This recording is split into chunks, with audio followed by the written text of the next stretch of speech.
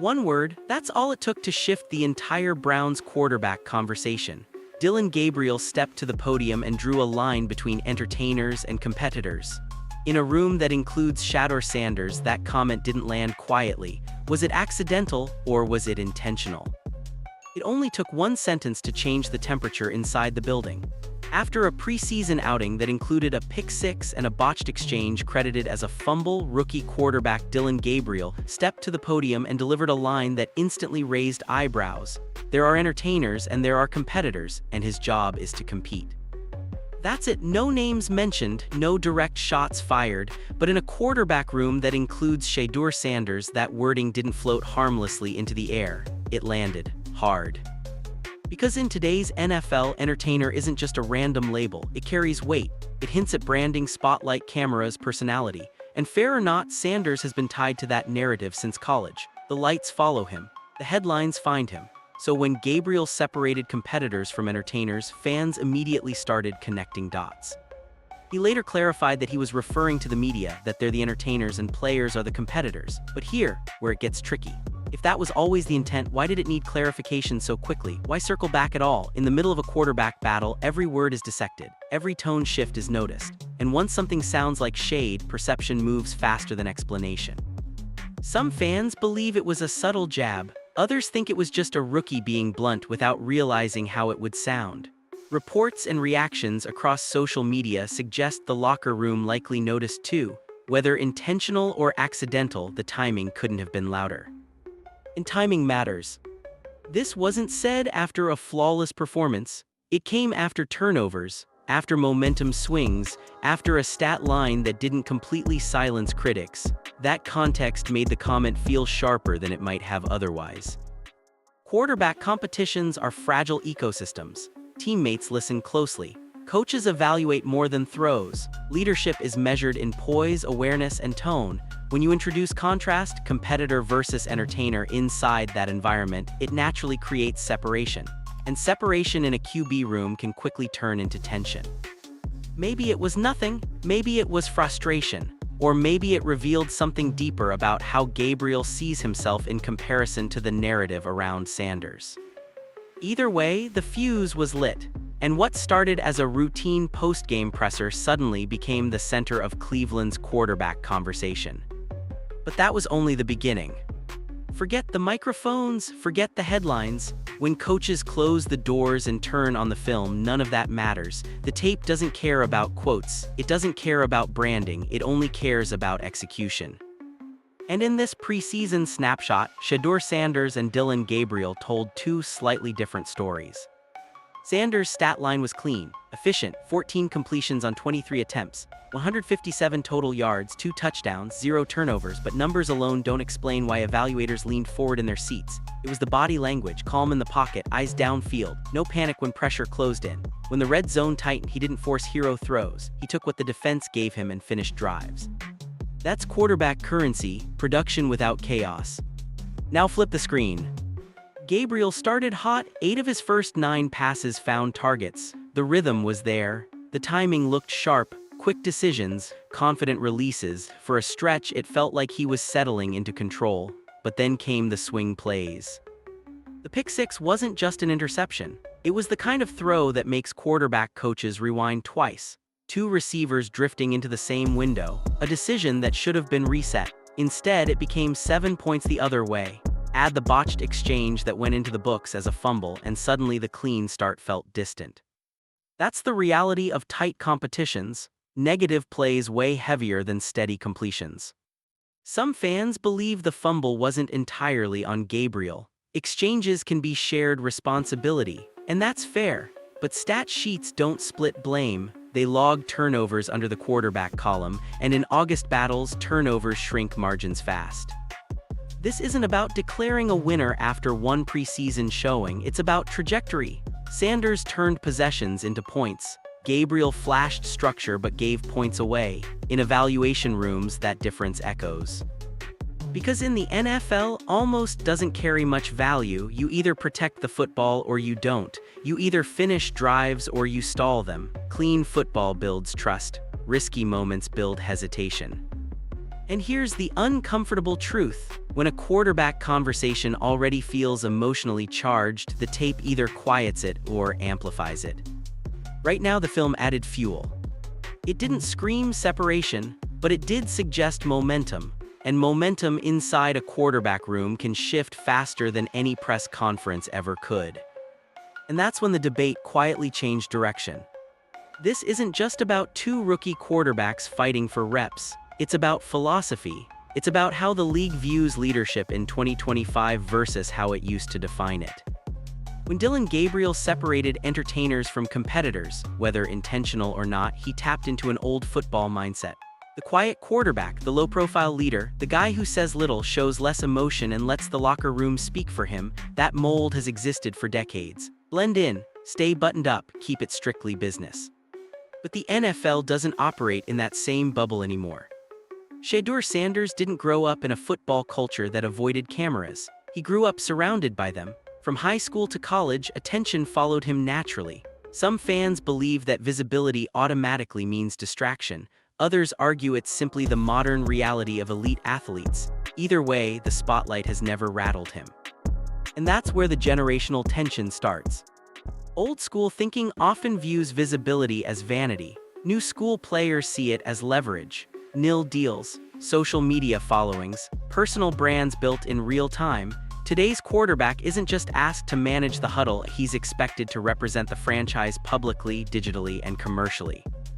That doesn't cancel competitiveness, it expands the job description.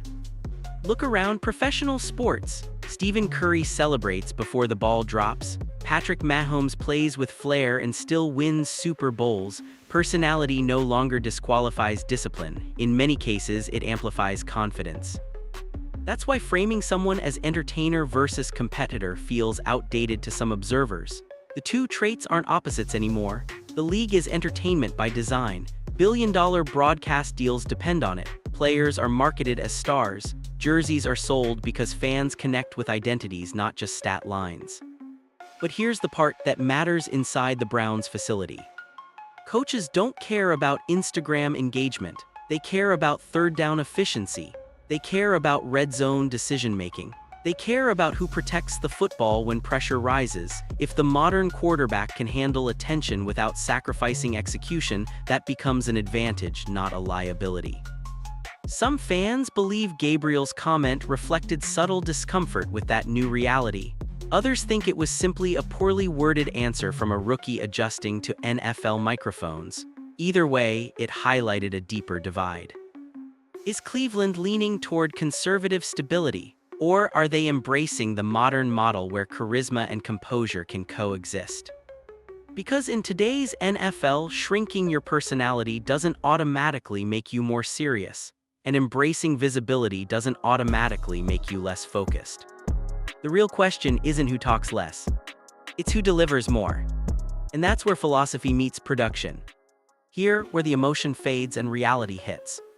Quarterback debates feel dramatic, quotes spark headlines, fans pick sides, but none of that changes one cold truth inside the Cleveland Browns facility: roster math is unforgiving. NFL teams don't carry passengers, they carry 53 active players, not 54, not 55, 53. In keeping 4 quarterbacks on that roster, that's rare air. Most organizations go with 3, sometimes 2 active and 1 on the practice squad. But 4, that costs you somewhere else. That's a special teams contributor gone. That's a backup corner who plays 20 snaps in nickel packages gone. That's a swing tackle you desperately need in Week 11 gone. It's not emotional, it's structural. Right now, Cleveland's quarterback room isn't just about who looks sharper in August. It's about allocation. Every roster decision is a trade-off. If you keep an extra quarterback, you sacrifice depth at a position that actually plays on Sundays. And here's the part fans often overlook: practice squad stashing isn't safe. If the Browns try to sneak a quarterback through waivers, other teams can claim him. All it takes is one front office believing there's developmental upside. Quarterbacks are currency in this league. No team wants to lose a potential asset for nothing. So this isn't just a battle for QB2 reps, it's survival. History shows how rare the 4-quarterback approach is. The New England Patriots famously kept 4 in 2000, partly to avoid losing a sixth-round pick named Tom Brady, but that was a different era, different cap pressure, different league economics. Today's NFL doesn't operate that loosely. Salary caps are tighter, positional versatility is prized. Teams want players who contribute in multiple phases. A fourth quarterback who never dresses on Sunday becomes a luxury most staffs can't justify. That's why this decision feels heavier than preseason stats. If Cleveland keeps 3 quarterbacks, someone is out. If they try to hide one on the practice squad, they risk losing him, and if they carry 4, they weaken depth elsewhere. There's no painless option. This is where front office philosophy enters the picture. General managers think long-term, coaches think week-to-week, ownership thinks about investment. Sometimes those visions align, sometimes they don't. A head coach might prefer the steady option who executes the playbook cleanly. A general manager might prefer the higher upside arm with long-term growth potential. Ownership might see marketing value layered into future planning. None of that is conspiracy, it's how modern franchises operate.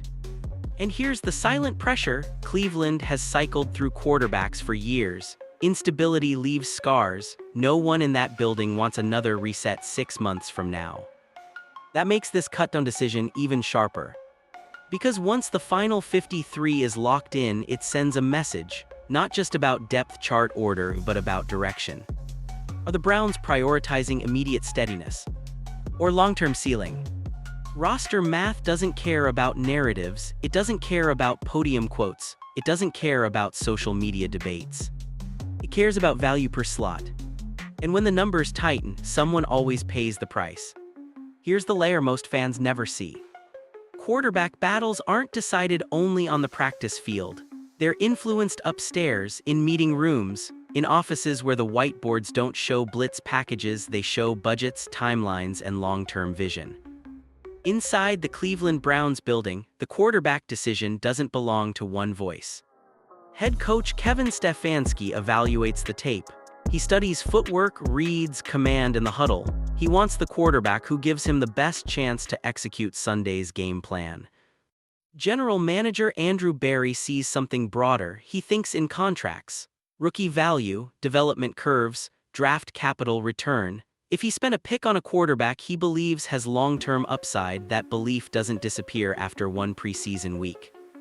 And then there's ownership. Jimmy Haslam and the Haslam family, they feel the temperature of the fan base. They understand market energy. They know when a player brings buzz to a franchise that's been searching for stability. That's not politics, that's business layered on top of football.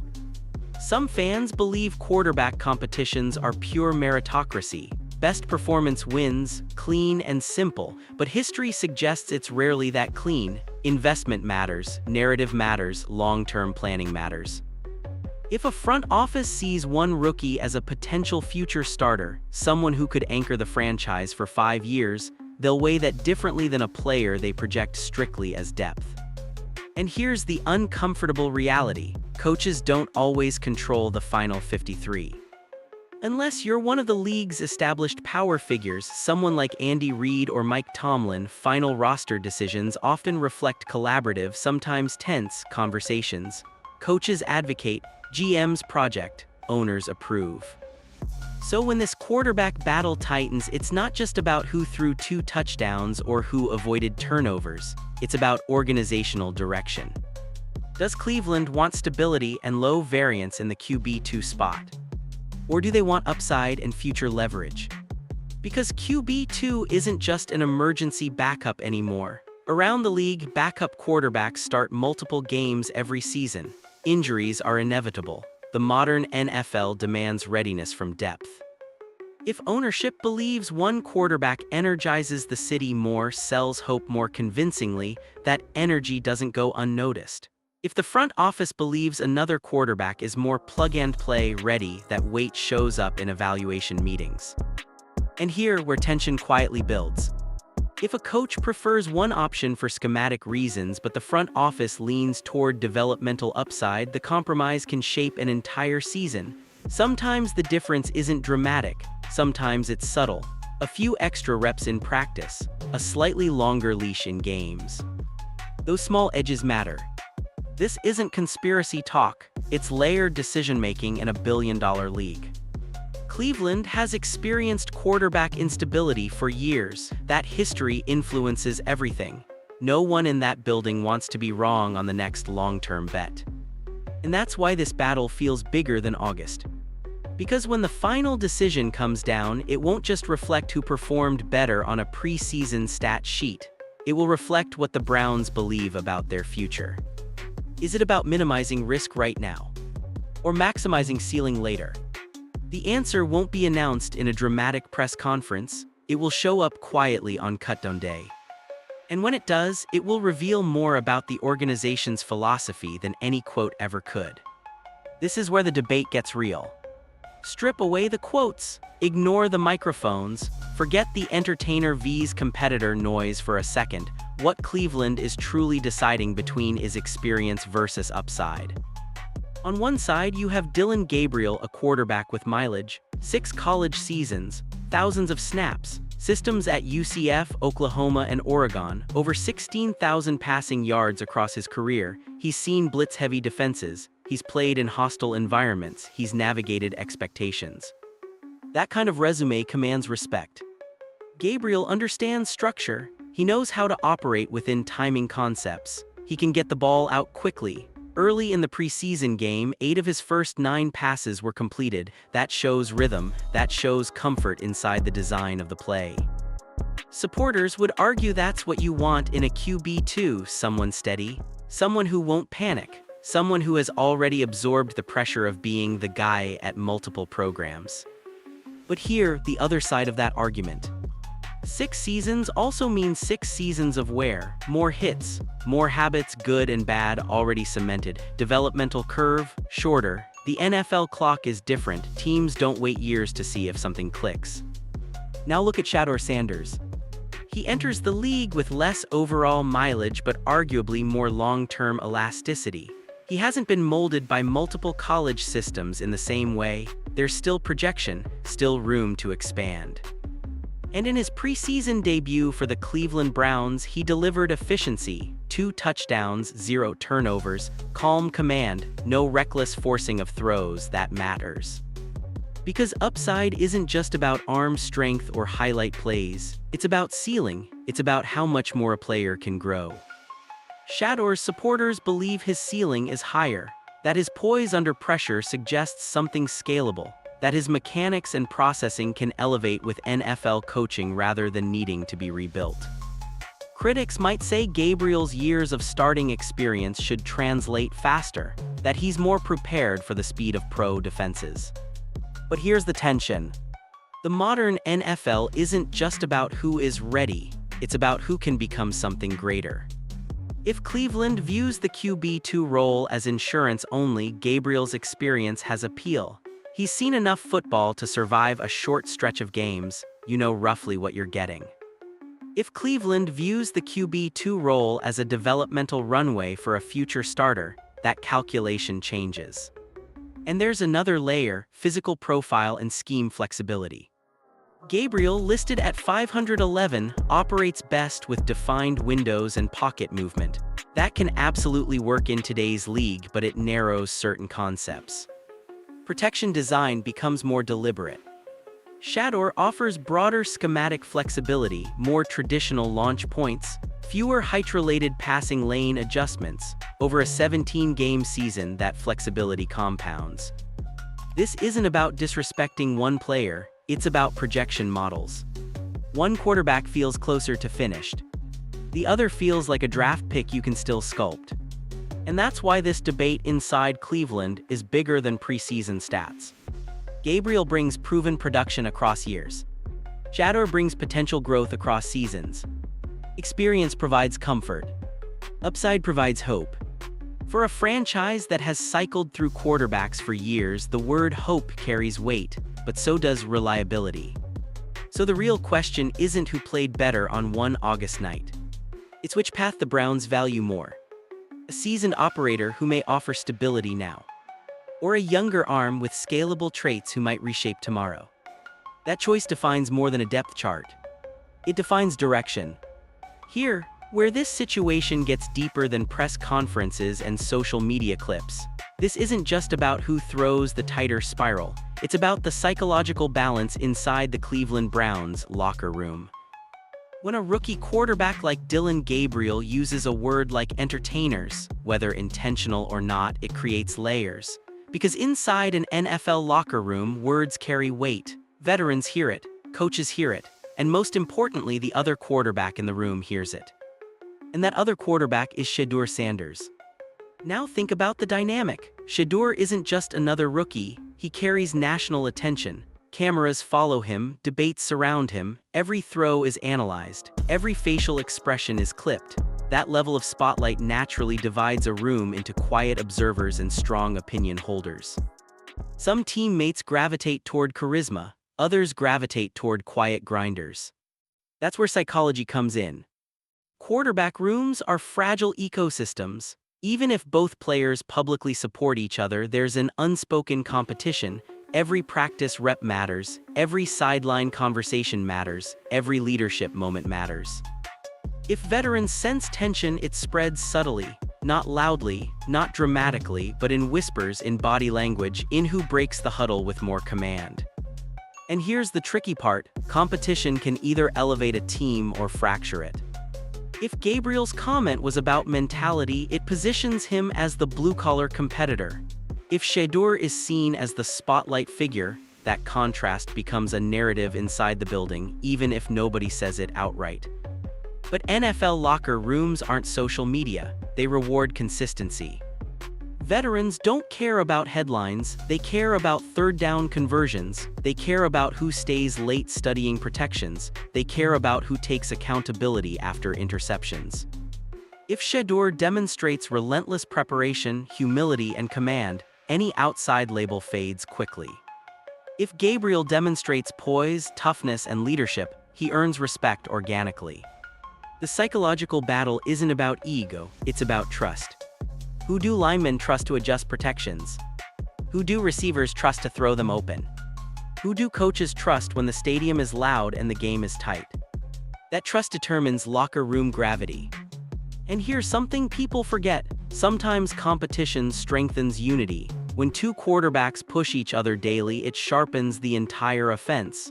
Practices get faster, film sessions get more detailed, mistakes get corrected quicker. But it requires maturity. If either player internalizes narratives or feels slighted, tension builds. If both stay focused on performance, the locker room stabilizes.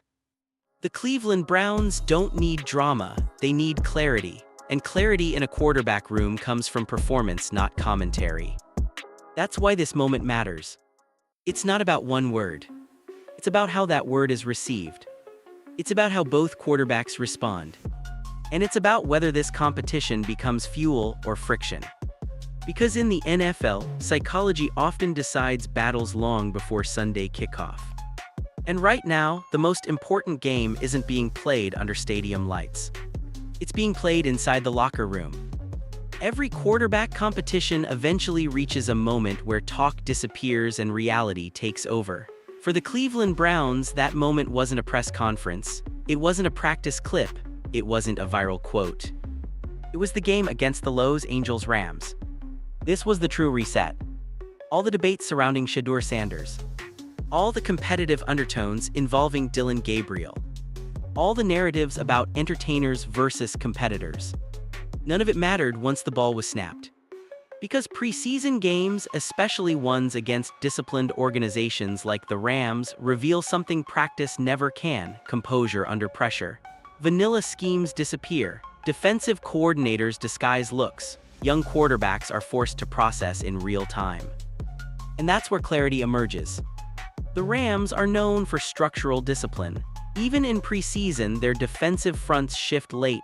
Coverage rotates post-snap. They test rookie quarterbacks mentally, not just physically. If you hesitate for half a second, the pocket collapses. If you misread leverage, the ball gets jumped.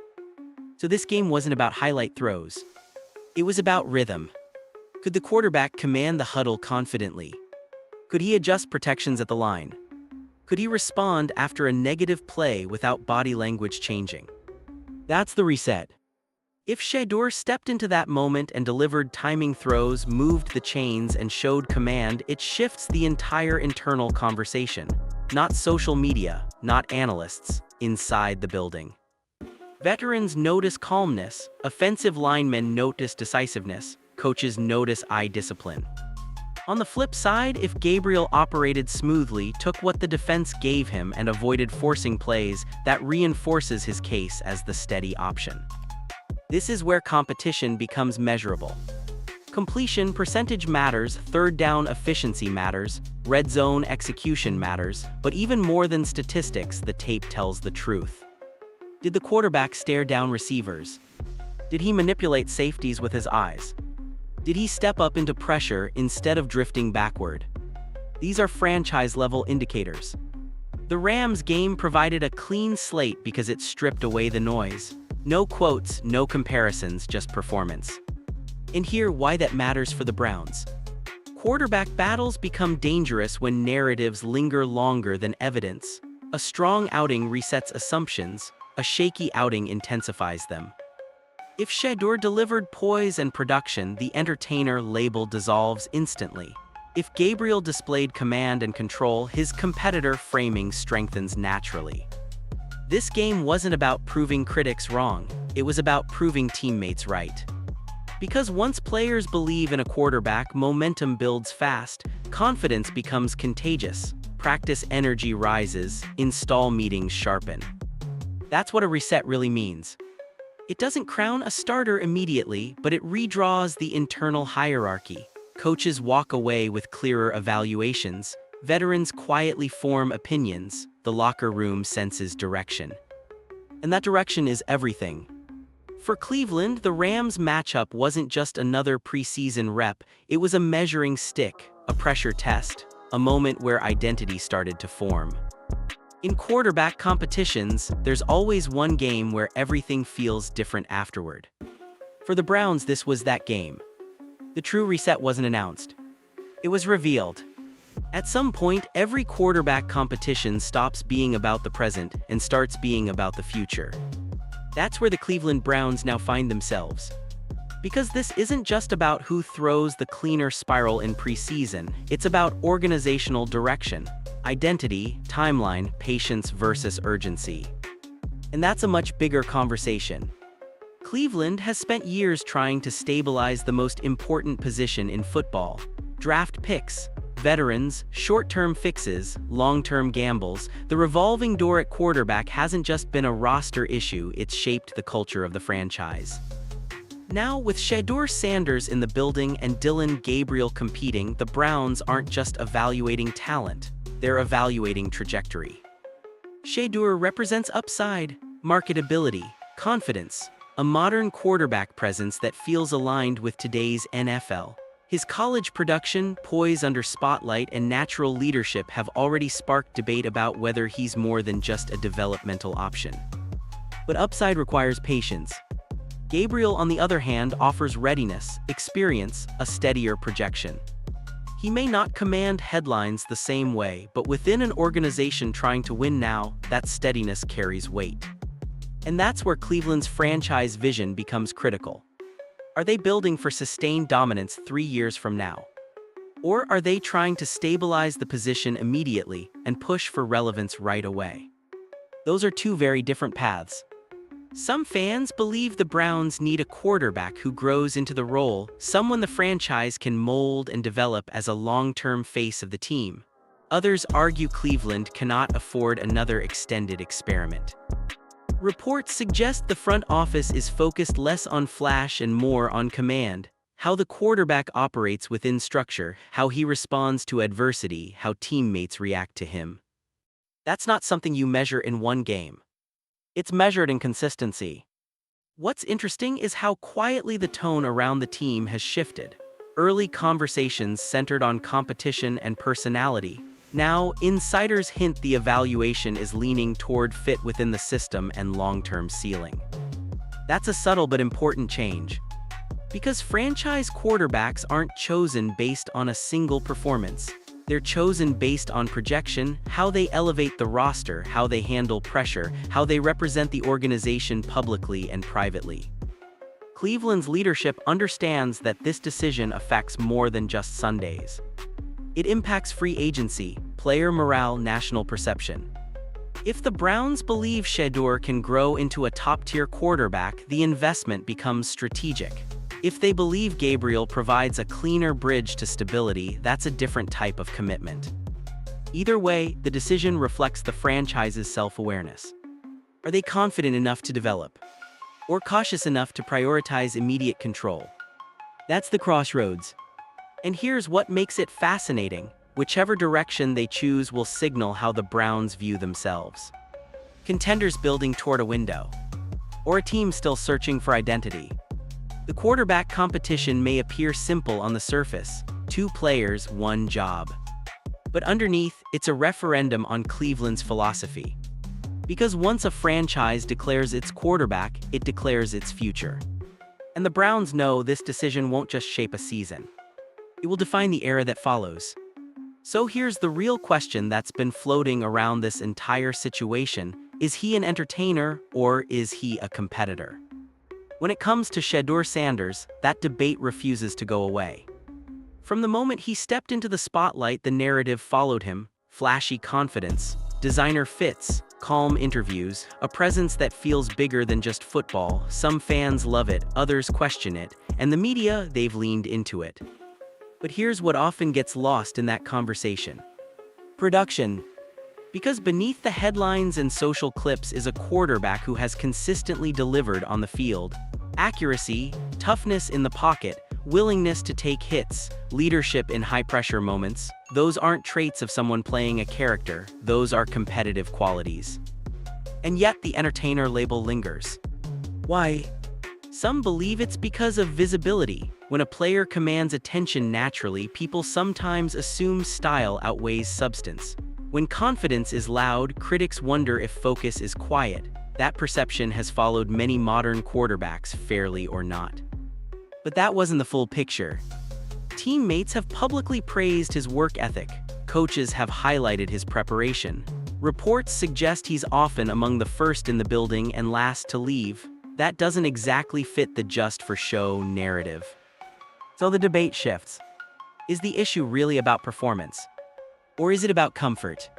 Because football culture traditionally celebrates the quiet grinder, the stoic leader, the personality that avoids headlines. When someone steps outside that mold, it sparks conversation. And sometimes backlash. Now add in the pressure of potentially leading a franchise like the Cleveland Browns, and the microscope intensifies. Every throw becomes evidence, every quote becomes material, every sideline reaction gets replayed. That's when the entertainer versus competitor conversation turns into something deeper. It becomes about trust. Does the organization trust him to command a locker room? Do veterans trust him to lead in tough moments? Do fans trust that the spotlight won't distract from the mission? Some fans believe his confidence is exactly what Cleveland needs: a spark, a new era, a quarterback unafraid of expectation. Others argue the franchise needs stability, less flash and more quiet control. Rumors suggest internal evaluations focus heavily on composure under pressure, not personality off the field. And that distinction matters, because in today's NFL, marketability and competitiveness aren't mutually exclusive. In fact, the league thrives on stars who can do both. Think about it, the quarterbacks who dominate headlines often dominate games too. Confidence and competitiveness can exist in the same space. The key question isn't whether he enjoys the spotlight. It's whether he delivers when it matters most. And that's where this story ultimately lands. Because labels fade once the games start. If he wins, the narrative shifts to leader. If he struggles, the word entertainer will resurface louder than ever. That's the reality of professional football. For Shedeur Sanders, this isn't just about proving he belongs. It's about redefining how he's perceived, showing that confidence doesn't cancel discipline, that presence doesn't replace preparation. And maybe that's the most interesting part of all. The debate says more about expectations than it does about him. Entertainer or competitor? The truth is, in today's NFL, the most dangerous quarterbacks are usually both. And Cleveland's future may depend on whether they're willing to embrace that.